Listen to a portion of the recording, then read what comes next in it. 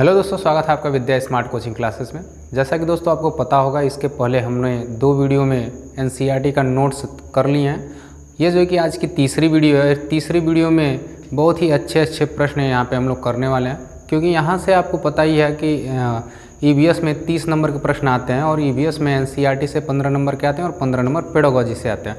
तो यहाँ पर हम लोग का टारगेट होने वाला है कि 30 में 30 हम लोग जो है कि ईवीएस में करें। और जल्दी बता दें दोस्तों, आपको इस चैनल के माध्यम से सीडीपी की भी क्लास होने वाली है, तो जल्द ही आपको पता चल जाएगा। और यहाँ पे हम लोग सबसे पहले बात करेंगे कि ईवीएस का जो एनसीईआरटी नोट्स है, यहाँ पे इसका निचोड़ कराया जा रहा है। तो चलिए ज़्यादा देर न करते हुए हम वीडियो को स्टार्ट करते हैं। अगर आप पहली बार वीडियो पे आएँ तो ज़रूर दोस्तों वीडियो को लाइक कर दीजिएगा और चैनल को सब्सक्राइब करके जाइएगा। चलिए यहाँ पर हम लोग क्या करते हैं, यहाँ पर सीरीज़ स्टार्ट करते हैं। सबसे पहले चलेंगे दोस्तों हम लोग पहली स्लाइड पर, और पहली स्लाइड पे यहाँ पे दोस्तों आपको मिलेगा चैप्टर 7। ठीक है, इसके पहले हम लोग 6 चैप्टर को सॉल्व कर चुके थे और यहाँ पे 7वां चैप्टर से जो इम्पोर्टेंट प्रश्न बनने लायक हैं उसको यहाँ पे शामिल किया गया है। और यहाँ पे देखिए मृत सागर के बारे में बात की गई है। किसके बारे में? मृत सागर के बारे में बात की गई है और इससे प्रश्न जो है कि बनते हैं। इस जब पैराग्राफ को इसको आप पढ़ेंगे तो यहाँ से जो कि आपको पता चल जाएगा कि कहाँ से प्रश्न बनने वाले हैं और यहाँ से बनते भी हैं। जैसे मृत सागर के बारे में बात की गई है, तो वैसे तो सभी सागरों के पानी में नमक होता है, यानी सागरों में नमक होता है, आपको पता है। लेकिन मृत सागर दुनिया का सबसे नमकीन सागर है। ठीक है, दुनिया का सबसे नमकीन सागर कौन सा है? वो मृत सागर है। इतना नमकीन कि लगभग 1 लीटर पानी में 300 ग्राम नमक निकलता है। देखिए यही जो है कि आपका फैक्ट है कि अगर पूछेगा कि मृत सागर के 1 लीटर पानी में कितने ग्राम आपको क्या नमक प्राप्त होता है, तो वो होता है 300 ग्राम। यहीं से प्रश्न बनते हैं। ठीक है, आंसर में आपको दे देगा कि 250 ग्राम प्राप्त होते हैं। सही है, गलत है, एक कथन है, कथन भी, इस तरह करके प्रश्न देते हैं। ठीक है, तो यहाँ पे आप देखेंगे 300 ग्राम जो है कि नमक प्राप्त होता है। क्या इतना नमकीन पानी चख भी पाओगे? बताओ, 300 ग्राम नमक अगर आप चखना चाहोगे, इतना 1 लीटर में मिलता है, तो नहीं चख पाओगे। इतना समझ लीजिए कि कड़वा लगेगा। कैसा लगेगा? कड़वा लगेगा।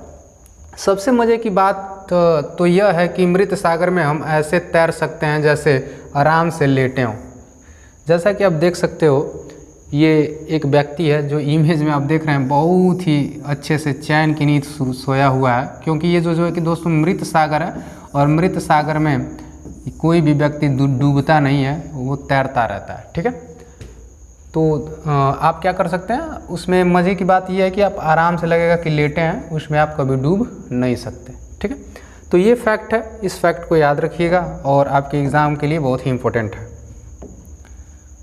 अब जो है कि दोस्तों इससे रिलेटेड और इधर हम लोग देख सकते हैं, ये जो है कि सबसे ज़्यादा खारा होता है, अभी हमने देखा। और मृत सागर जो है कि समुद्री तल से 418 मीटर नीचे दुनिया का सबसे निचला बिंदु कहा जाने वाला सागर है। ठीक है, जो मृत सागर है वो समुद्र तल से कितना है? 418 मीटर नीचे। कितना? 418 मीटर नीचे। और ये जो है कि मृत सागर समुद्र तल से 418 मीटर नीचे दुनिया का सबसे निचला बिंदु कहा जाने वाला है। सबसे निचला बिंदु कहा जाने वाला है। और इस खारे पानी की सबसे निचली झील भी कहते हैं। ये जो 418 मीटर है, इसे दोस्तों क्या कहोगे? समुद्र का सबसे निचली झील कहते हैं। फिर देखेंगे मृत सागर में 1 लीटर में 300 ग्राम नमक निकलता है, ये हम अभी देख लिए हैं।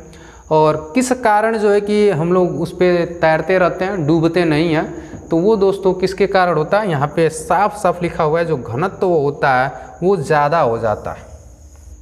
ठीक है, मृत सागर के पानी का घनत्व क्या हो जाता है? ज़्यादा हो जाता है, इसलिए लोग उसमें क्या होते हैं? डूबते नहीं हैं। तो अगर पूछा जाए कि मृत सागर में लोग क्यों नहीं डूबते हैं, क्या कारण है कि लोग उसमें नहीं डूबते हैं, तो क्या बताएंगे आप कि उसमें जो कि घनत्व सबसे ज़्यादा होता है। इसके लिए एक प्रयोग करके एनसीईआरटी में ही बताया गया है कि 2 बच्चे हैं, वो 2 नींबू को लेते हैं, नींबू को लेकर के पानी में डाल देते हैं। तो वहाँ देखते हैं कि नींबू कुछ डूब सा जाता है, लेकिन जैसे उसमें नमक मिलाते जाते हैं, एक ऐसी स्थिति आती है कि नमक ऊपर आकर के तैरने लगता है, क्योंकि उसका घनत्व बढ़ जाता है। ठीक है, याद रखेंगे इस फैक्ट को और आगे चलते हैं और अगला देखते हैं।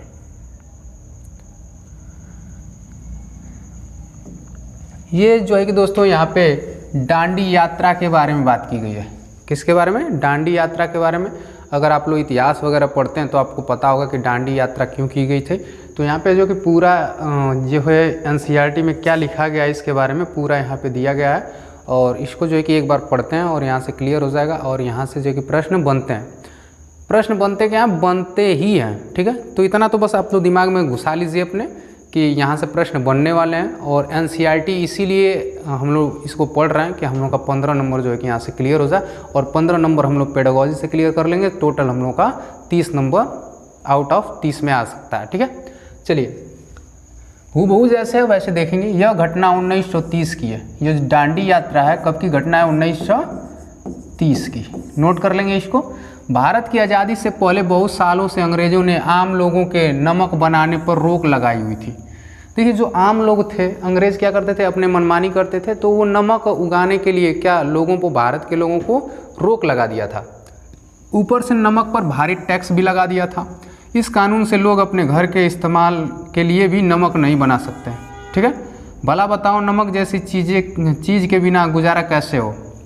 लोगों को मजबूरी में दुकानों से महंगा नमक खरीदना पड़ता था। इस बात से लोग बहुत नाराज़ थे। गांधी जी का कहना था, जो चीज़ हमें कुदरत ने दी है उसे बनाने पर बंदिश कैसी। उन्होंने लोगों के साथ मिलकर अहमदाबाद से दांडी के समुद्र तट तक एक लंबी यात्रा और इस गलत कानून यानी नमक कानून को तोड़ा। अब देखिए इसमें पूछता है कि ये जो है कि कहाँ से स्टार्ट हुआ था, जो दांडी यात्रा थी कहाँ से स्टार्ट हुई थी। तो गुजरात के अहमदाबाद से और दांडी के समुद्र तट तक दोस्तों ये क्या यात्रा स्टार्ट की गई थी। तो ये यहाँ पे एकदम आप साफ साफ देख सकते हैं। और देखिए नमक कैसे बनाया जाता है। समुद्र के पानी को ज़मीन पर क्यारियों में भर दिया जाता है और तेज़ धूप में पानी सूख जाता है और नमक के ढेर वहीं रह जाते हैं।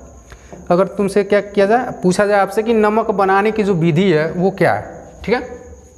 तो जो नमक बनाने की विधि है ये दोस्तों वाष्पन क्रिया द्वारा बनता है। सबसे पहले क्या करते हैं कि समुद्र के पानियों को खेतों में लाया जाता है और वहाँ क्यारियाँ बना दी जाती हैं, और क्यारियों में क्या कर दिया जाता है, इस पानी को खोल दिया जाता है, ठीक है।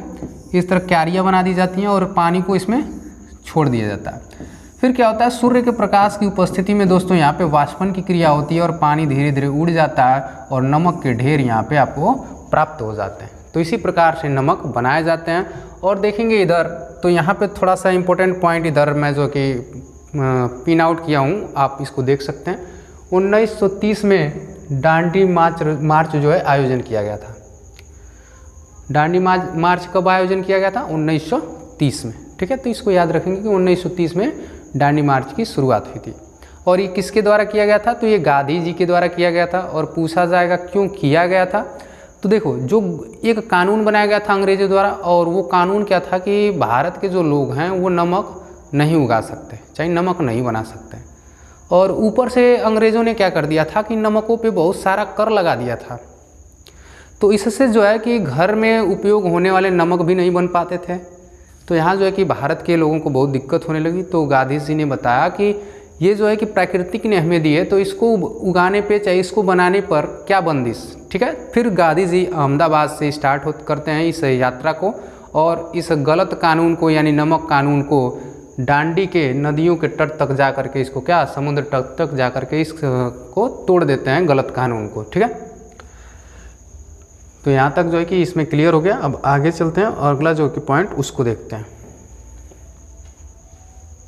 अब देखिए यहाँ पे दोस्तों चैप्टर अब 8 स्टार्ट होगा। कौन सा चैप्टर, अब यहाँ पे जो है कि हम लोग चैप्टर 8 को देखेंगे।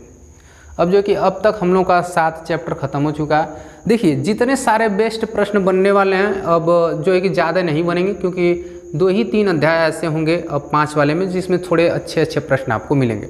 उसके बाद बस 2-2 या 3-3 जो है कि लाइनों के आपके प्रश्न मिलेंगे। तो ज़्यादा दिन नहीं लगेगा, हम लोग का पूरा एनसीईआरटी ख़त्म हो जाएगा। और उसके बाद हम लोग क्या करेंगे, जो कि इसका पेडागोजी प्लस जो एनसीईआरटी के प्रश्न हूबहू कैसे बनते हैं इसको सॉल्व करने का प्रयास करेंगे, ठीक है। तो यहाँ देखेंगे अगर मच्छरों की दावत की बात की जाए तो ये 8वां अध्याय है, और ये 8वां अध्याय कक्षा 5 का है। किसका है, कक्षा 5 का ये 8वां अध्याय है। और यहाँ पे हम लोग देखेंगे मच्छरों की दावत। तो इसमें केवल यही बात की गई है कि मच्छरों के काटने से कौन सा रोग होता है और एनीमिया क्या होता है, इस तरह के, और मच्छरों से बचाने के लिए आपको क्या करना चाहिए, इस तरह के जो है कुछ इस चैप्टर में बात किया गया और इसके जो है कि क्या निचोड़ है इसी के बारे में यहाँ पे देखेंगे। ठीक है, अब देखिए यहाँ आप देखेंगे एक कांच का स्लाइड है। ठीक है, और इस कांच के स्लाइड पे आप देख रहे हैं इस ब्लड का सैंपल क्या कर दिया लिया जा रहा है। ठीक है, और इस सैंपल को कांच की स्लाइड पर खून की बूंदें मलेरिया, मादा मच्छर, एनाफिलिस से फैलता है। देखिए यहाँ पे एक आपको सीधे सीधे एक आंसर मिल गया आपको कि जो मलेरिया होता है वो मलेरिया जो कि कैसे फैलता है। तो जो मलेरिया होता है वो मच्छर के काटने से फैलता है और ये मलेरिया जो होता है ये एनाफिलिस जो है कि एक नाम मादा मच्छर होती है उसके काटने से आपको मलेरिया होता है। ठीक है, तो यहाँ पे सबसे पहला प्रश्न है, इसको याद रखेंगे कि मच्छर के काटने से मलेरिया होता है और मलेरिया जो होता है मादा एनाफिलिस नाम का एक मच्छर होता है जो कि मादा होता है उसके काटने से होता है। ठीक है, इधर आप देख रहे होंगे एक जो है कि डॉक्टर है जिनका नाम क्या है, मरियम। क्या नाम है, डॉक्टर मरियम। ठीक है, डॉक्टर मरियम जो अभी ब्लड का सैंपल ली हैं उसको माइक्रोस्कोप से चेक कर रही हैं। क्या कर रही हैं, माइक्रोस्कोप से चेक कर रही हैं और माइक्रोस्कोप यानी सूक्ष्मदर्शी, क्या सूक्ष्मदर्शी। और ये देखिए जो सूक्ष्मदर्शी होता है उससे कोई भी वस्तु 1000 गुना या उससे बड़ी दिखती है। ठीक है, उसे हम क्या कहते हैं, सूक्ष्मदर्शी कहते हैं। इसे देखिए कई माइक्रोस्कोप ऐसे भी हैं जिनसे क्या 1000 गुना से भी ज़्यादा देखे जाते हैं। ठीक है, अब तो नई नई ऐसी ऐसी मशीनें चाहिए, ऐसे ऐसे सूक्ष्मदर्शी खोजे जा चुके हैं, तो उसकी कोई बात नहीं, आप उसके बारे में जानते भी होंगे। लेकिन यहाँ पे जो माइक्रोस्कोप की बात की गई है वो 1000 गुना बड़ा देख सकता है और कई माइक्रोस्कोप ऐसे भी बनाए गए हैं जो उससे भी कई गुना देख सकते हैं छोटी वस्तुओं को। ठीक है, अब आगे चलते हैं और अगला देखते हैं। अब यहाँ पे दोस्तों एक जो है कि क्या दिया गया है, क्लिनिक रिपोर्ट दिया गया है। ठीक है, इस क्लिनिक रिपोर्ट में आपको देखिए यहाँ पे दिया गया है, यहाँ पर खून की जांच की रिपोर्ट दी गई। ये जो रिपोर्ट है खून की जांच की है, इससे मरीज को मलेरिया, इससे यह पता चल रहा है कि मरीज को क्या हो गया है, मलेरिया हो गया है। और इस मलेरिया के रिपोर्ट में आपको ये बताना है कि इसके लक्षण क्या हैं। ठीक है, तो अगर लक्षण की बात की जाए तो देखिए यहाँ पे दिया गया रोग की पहचान आप कैसे करेंगे। तो जब मलेरिया आपको होगा तो क्या आपको होगा। ठीक है, देखिए fever with chills and rigor. ठीक है, यानी ठंड लगकर कपकपी के साथ बुखार आएगा। जब आपको मलेरिया हुआ रहेगा तो आपको जब बुखार आएगा तो इतना तेज़ी से बुखार आएगा कि आपको ठंडी लगेगी और आपकी पूरी शरीर कांपने लगेगी। तब समझ लीजिएगा कि आपको कौन सा रोग हुआ है, आपको मलेरिया हुआ है। ठीक है, और ये जो है कि मलेरिया जो है खून का जो जब आप जांच करते हैं तो उसमें जो लार्वा होता है खून में, वो जीवाणु होते हैं मच्छर के, उनके लार्वा की उपस्थिति के कारण हमको यह पता चलता है कि हमारे ब्लड में मलेरिया के कण हैं। ठीक है, और ये जो है कि फैक्ट है दोस्तों, और यहाँ से प्रश्न पूछे जाते हैं। तो बस इतना याद रखिए कि मच्छर के काटने से मलेरिया होता है और जो ये मलेरिया होता है वो मादा एनाफिलिस मच्छर के काटने से होता है। और इधर देखेंगे कि उसका जो है कि गुण क्या होता है, यानी उसका जो है कि पहचान क्या होती है। तो ठंड लगेगी और कपकपी आएगी और उसके साथ तेज़ बुखार आपको आ जाएगा। फिर देखिए ये जो मलेरिया का पता कैसे लगता है, तो जैसे हम लोग ब्लड चेक करवाते हैं तो ब्लड में जो है कि मच्छर के जो लार्वा होते हैं वो उपस्थित होते हैं और उन्हीं लार्वा की उपस्थिति के कारण हमको यह पता चल जाता है कि हमारे ब्लड में मलेरिया के कण हैं और हमको मलेरिया हुआ है। ठीक है, और इसकी जो है कि दवा दोस्तों कैसे बनाई जाती है, यहाँ पे उसके साफ साफ इसकी दवाई के बारे में यहाँ पे दिया गया है कि इसकी दवाई कैसे बनती है। ठीक है, तो देखिए मलेरिया की जो दवा है वो सिनकोना पेड़ की छाल से बनाई जाती है। किससे बनाई जाती है, सिनकोना पेड़ के छाल से। पहले के लोग क्या करते थे, इस छाल को पीस करके पिलाया करते थे, लेकिन अब जो है कि इस सिनकोना की छाल की अलग अलग दवाइयाँ बना दी गई हैं, सीरम बना दिए गए हैं। तो ये जो है मलेरिया की दवाई किससे बनती है, सिनकोना पेड़ की छाल से बनाई जाती है। ये आप लोग याद रखेंगे। अब आगे चलते हैं और अगला पॉइंट देखते हैं। अब देखिए एक जो है कि दोस्तों अनीमिया नाम की बीमारी है। ठीक है, जो कि लौह की कमी से होती है। शरीर में अगर आयरन की कमी हो जाती है तो आपको अनीमिया होती है। और ये जो कि दिल्ली में एक घटना घटी थी। दिल्ली के स्कूलों में अनीमिया के कारण कुछ परेशानियां हुई थी, इसी को इसमें दिया गया। ठीक है, और अनीमिया के क्या जो कि लक्षण होते हैं इसमें पढ़ने के बाद आपको पता चल जाएगा। ठीक है। तो यहाँ देखेंगे तो साफ साफ ये दिल्ली के बारे में बताया गया है कि 17 नवंबर 2007 दिल्ली में, ठीक है, नगर निगम के बहुत से स्कूलों में हजारों बच्चे एनीमिया का शिकार हैं, ठीक है। इससे बच्चों की शारीरिक और दिमागी तंदुरुस्ती पर असर होता है। अब देखो पूछा जाएगा कि एनीमिया जब हो जाता है तो उसका असर क्या होता है, तो उसका असर जो होता है वो शारीरिक और दिमाग तंदुरुस्ती पर पड़ता है। इसके कारण बच्चे ठीक से बढ़ नहीं पाते, जो बच्चों का ग्रोथ होता है वो सही से नहीं हो पाता है, और जो शरीर होती है उसमें फुर्ती की भी क्या होती है दोस्तों, कमी होती है। बच्चा शिथिल होता है और उनका शारीरिक विकास रुक जाता है और उनके अंदर चिड़चिड़ापन जैसे भी समस्याएं आने लगती हैं। कुछ भी पढ़ाया जाता है उसे समझने में कभी परेशानी होती है, मतलब समझने में भी क्या होती है, उसे परेशानी होती है। आजकल इन स्कूलों में बच्चों के हेल्थ कार्ड बन रहे हैं और उनकी जांच भी चल रही है। अनीमिया बच्चों का आयरन यानी लोहे की दवाई दी जाती है, यानी आयरन की दवाई दी जाती है दोस्तों। किसकी? आयरन की। आप जब छोटे रहे होंगे तो आप लोगों को पता होगा कि जो कि गांव-गांव में छोटी छोटी आयरन की गोलियां बच्चों को भी दी जाती थी और माताजी लोग को भी दी जाती थी, ठीक है। तो ये आयरन की गोली बहुत ही इंपॉर्टेंट होती है दोस्तों, और ये हमारे शरीर में आयरन की कमी को पूरा करती हैं, लौह तत्व को पूरा करती हैं, जिससे हमको अनीमिया न होने का डर जो है कि दूर हो जाता है। तो इस तरह का जो कि कुछ अनीमिया के गुण है कि अनीमिया अगर हो जाएगा तो आपके शरीर और दिमागी तंदुरुस्ती पर उसका क्या पड़ेगा, असर पड़ेगा। अब देखते हैं यहाँ पे जो है कि कुछ उसी से रिलेटेड और यहाँ पे तथ्य आपको देखने को मिलेंगे कि मलेरिया में बुखार जो होता है वो कपकपी और ठंड के साथ आता है, ठीक है। मच्छर के काटने से, देखिए अभी हमने पढ़ा मच्छर के काटने से केवल मलेरिया होता है, आपने पढ़ा क्या, मलेरिया होता है। लेकिन यहाँ पे आप देखेंगे तो मच्छर के काटने से आपके एग्ज़ाम में पूछता है कि मच्छर के काटने से ये रोग होते हैं, मलेरिया, डेंगू, चिकनगुनिया, ठीक है। तो ये तीनों को नोट कर लीजिए, मलेरिया, डेंगू, चिकनगुनिया, ये किसके काटने से होते हैं, ये मच्छर के काटने से होते हैं। और मलेरिया की दवा अगर पूछा जाए तो सिनकोना पेड़ की छाल से बनाए जाते हैं। और आयरन की कमी से क्या होता है, अनीमिया होता है। क्या होता है दोस्तों, आयरन की कमी से यानी शरीर में लौह तत्वों की कमी से अनीमिया आपको हो जाएगा। और अनीमिया को दूर करने के लिए आपको गुड़ खाना चाहिए, आंवला खाना चाहिए और बहुत सी हरे पत्तेदार सब्जियां आपको खानी चाहिए। और साथ में आपको अस्पताल से आयरन की गोलियां भी लेकर के खा लेनी चाहिए। और इसी प्रकार इसमें बताया गया कि मक्खियों से भी कई तरह की क्या बीमारियां होती हैं, जैसे हैज़ा वगैरह हो गया, वो ये जो है कि मक्खियों से भी आपको कई बीमारियां हो सकती हैं, ठीक है। अब देखेंगे जो ये मलेरिया है, मलेरिया कैसे पता चला कि मलेरिया कैसे होता है, जाहिर सी बात है ऐसे तो पता नहीं चल गया होगा कि मच्छर के काटने से मलेरिया होता है। तो एक जो वैज्ञानिक थे जिनका नाम था रोनाल्ड रॉस, ठीक है, एक वैज्ञानिक थे जिनका नाम था रोनाल्ड रॉस। रोनाल्ड रॉस ने जो कि मच्छरों पे, जो एक व्यक्ति था, इसकी कहानी पूरी बड़ी है तो उसको देखेंगे तो थोड़ा सा वीडियो और लंबा हो जाएगा, बस इतना समझ लीजिए कि एक रोनाल्ड रॉस नाम के वैज्ञानिक थे। उन्होंने यह पता लगाया कि मच्छर के ही काटने से क्या होता है, मलेरिया होता है, ठीक है। जो आपके फैक्ट की बात है वो है रोनाल्ड रॉस, ठीक है। कहेगा कि मच्छर के काटने से मलेरिया होता है, इसको किसने बताया, तो रोनाल्ड रॉस ने खोजा था।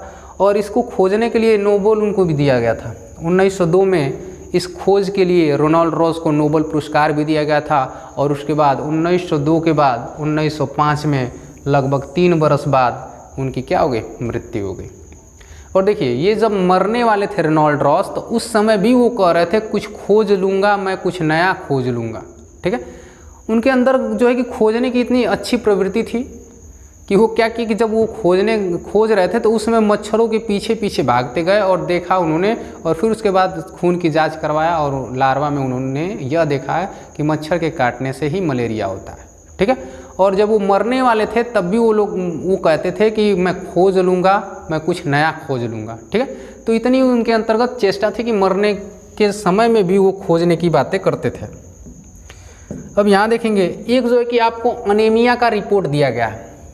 क्या दिया गया है, अनीमिया का रिपोर्ट दिया गया है। और इस अनीमिया में क्या होता है कि खून में हीमोग्लोबिन यानी लौह तत्व की कमी हो जाती है। और देखिए एक हीमोग्लोबिन ये जो है कि कितना दिया गया है, 10.5 ग्राम पर DL, ठीक है। लेकिन जो है कि नॉर्मल रेंज कितना होना चाहिए, अगर इतना पूछेगा आपसे कि जो अनीमिया होता है, चाहे जो हमारा ब्लड होता है, ब्लड में हीमोग्लोबिन का रेंज कितना होना चाहिए, तो हीमोग्लोबिन का रेंज जो होना चाहिए 12 से 16 ग्राम पर DL होना चाहिए। ठीक है, अगर इससे कम है तो समझ लीजिए कि आपको क्या है, आयरन की कमी है, चाहे आपको खून की कमी है, चाहे आपको क्या है, हीमोग्लोबिन की कमी है, या आपके शरीर में कौन सा रोग हुआ है, अनीमिया रोग हुआ है। तो इस तरह के जो कि आप इस फैक्ट को देख सकते हैं और इस फैक्ट के बारे में आप पढ़ भी सकते हैं, इसका स्क्रीनशॉट भी ले सकते हैं। मैं बताया था कि इसका जो कि नोट्स अगर आपको चाहिए तो आप एक बार कमेंट करिए, व्हाट्सएप ग्रुप से ज्वाइन करिए, आपको इसका जो कि नोट्स भेज दिया जाएगा। अब आगे चलते हैं और अगला फैक्ट यहाँ पे देखते हैं।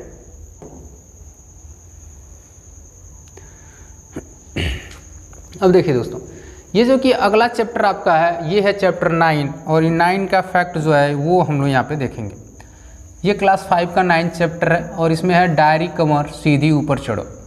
इसमें दोस्तों बात की गई है माउंटेनियरिंग के बारे में, यानी पर्वत चढ़ाई करने के बारे में बात की गई है। इसमें बछेंद्री पाल के बारे में बात की गई है कि बछेंद्री पाल जो है कि कैसे माउंट एवरेस्ट पे चढ़ी थी और किस प्रकार भारत की प्रथम महिला और विश्व में 5वीं महिला बन गई थी।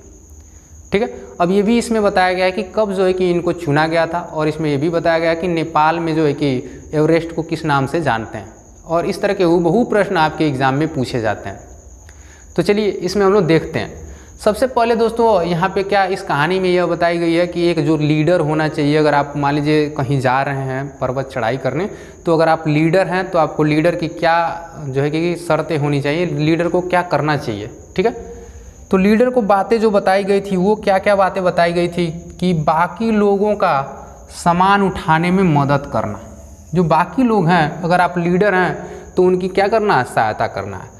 पूरे ग्रुप के आगे बढ़ जाने पर ही आगे बढ़ना है। देखिए, अगर आप क्या हैं, ग्रुप के लीडर हैं, जब तक आपका पूरा ग्रुप आगे नहीं बढ़ जाए आपको आगे नहीं बढ़ना है। ठीक है, ये है। फिर जो चल ना पाए उसे हाथ पकड़कर चढ़ाना। जो लोग, देखो पहाड़ी है, पहाड़ी पे चढ़ते चढ़ते भाई थोड़ी सी दिक्कत होगी, तो जो लोग नहीं चढ़ पाएंगे, अगर आप ग्रुप लीडर हैं तो आपको हाथ पकड़ करके भी चढ़ाना पड़ेगा। उसके बाद रुकने के लिए जगह भी ढूंढना पड़ेगा आपको कि कहाँ रुकना है। साथी के बीमार पड़ने पर उसका ध्यान भी रखना पड़ेगा। सब खाने पीने का इंतजाम भी देखना पड़ेगा। तो अगर आप एक ग्रुप लीडर हैं तो ये सारा काम आपको करना चाहिए, और ये एक ग्रुप लीडर की अच्छी जो है कि आदतें हैं, ऐसा आपको भी विकसित करना चाहिए अगर आप किसी भी ग्रुप के लीडर हैं तो। ठीक है, अब आगे चलते हैं और अगला जो है कि फैक्ट देखते हैं। अब देखिए, इसी में बात की गई है दोस्तों एक नेहरू इंस्टीट्यूट ऑफ माउंटेनियरिंग की। उसमें बताया गया कि ये जो है कि कहानी कहाँ से स्टार्ट होती है, तो वो ये होती है Nehru institute of mountaineering Uttarakhand. अगर पूछता है कि ये कहाँ है, तो पहले जो है कि दोस्तों ये उत्तरकाशी में स्थापित किया गया था, और पहले उत्तरकाशी था, अब जो है कि इसको क्या उत्तराखंड के नाम से जाना जाता है। अब देखिए, ये जो है कि इसी में मिजोरम की बात की गई है कि एक लड़की होती है जिसे मिजोरम में मिजो भाषा ही उसको आती है, लेकिन उससे भी बात करके उन लोगों को क्या अच्छा लगता है। अब देखेंगे इधर, मिजोरम में मिजो भाषा बोली जाती है। कौन सी भाषा बोली जाती है? मिजो भाषा बोली जाती है। पर्वतारोही भाषा में रैपलिंग का मतलब वापस उतरना है। मान लीजिए अगर आप पहाड़ी पे क्या हो गए, चढ़ गए, तो पहाड़ी से जो नीचे उतरने के लिए शब्द इस्तेमाल किया जाता था, वो शब्द इस्तेमाल किया जाता था क्या? रैपलिंग शब्द। रैपलिंग का मतलब होता था वापस उतरना।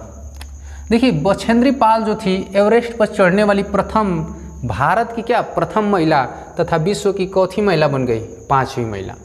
अब उनको जो है कि एवरेस्ट पे चढ़ने के लिए 1984 में चुना गया था। ठीक है, उनकी संस्था द्वारा उनको 1984 में माउंट एवरेस्ट पे चढ़ने के लिए क्या किया गया था, उनको चुना गया था। और नेपाल में माउंट एवरेस्ट को सागर माथा के नाम से जानते हैं दोस्तों। किसके नाम से जानते हैं? सागर माथा के नाम से जानते हैं। यहाँ पे साफ साफ लिखा हुआ है कि नेपाल में माउंट एवरेस्ट को सागर माथा के नाम से जाना जाता है। फिर देखेंगे 23 मई 1984 को 1:07 पर, ठीक है, 1:07 पर 8900 मीटर, ये एनसीईआरटी में साफ साफ लिखा हुआ है कि 8900 मीटर ऊंची चोटी एवरेस्ट पर बछेंद्री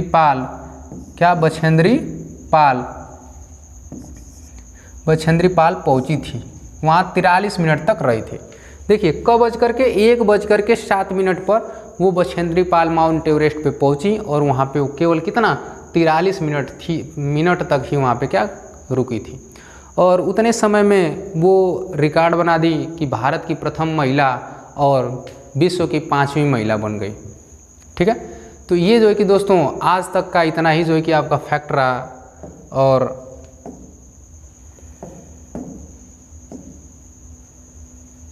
बस दोस्तों ये जो है कि इतना ही आपका आज का, तो दोस्तों आज का इतना ही फैक्ट आपके बीच पेश था। और जो है कि अगली वीडियो में इस तरह के जो है कि नए फैक्ट्स के साथ एनसीईआरटी के मिलेंगे, जो कि आपके 30 में 30 लाने के लिए आपकी हेल्प करेंगे, आपकी मदद करेंगे। और दोस्तों इसके बाद हम लोग आपको एनसीईआरटी के जो प्रश्न है उसको कराएंगे, आप प्लस पेडागोजी भी कराएंगे, जो आपके सीटेट एग्ज़ाम को अच्छे तरीके से आप निकाल सकते हैं। ठीक है, तो आशा करते हैं कि दोस्तों ये वीडियो आपको अच्छी लगी हो। अगर अच्छी लगी तो वीडियो को ज़रूर लाइक कर दीजिएगा, अपने दोस्तों में शेयर भी करिएगा। और मिलते हैं अगले वीडियो में नए वीडियो के साथ, तब तक के लिए बाय बाय।